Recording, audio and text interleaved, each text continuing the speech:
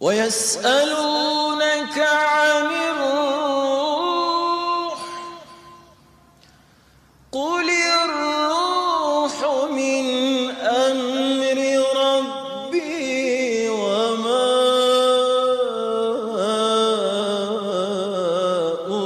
أوتيتم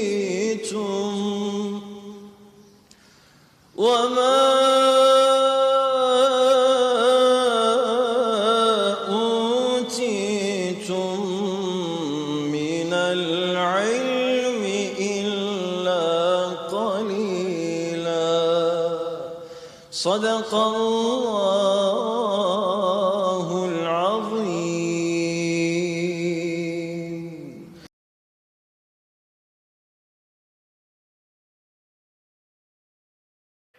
Değerli dostlar, ben bugün Masallı rayonu Şaturba kəndindəyəm.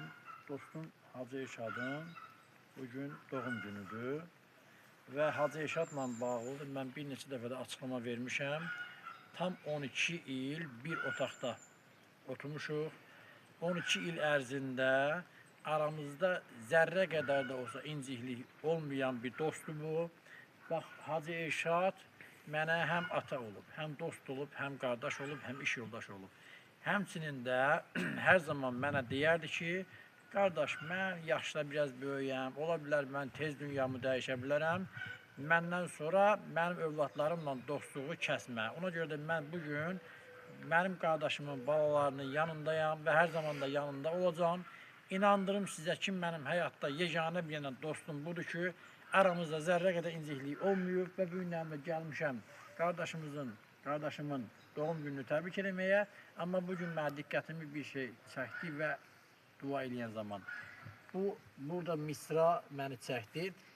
Yazır ki, o zaman mən olaram bəxtəvəri, yazıla başdaşıma ağam Əbəlfəz nökəri. Bu adam Əbəlfəz aşığı idi, bu adam cənnət aşığı idi, Allah aşığı idi.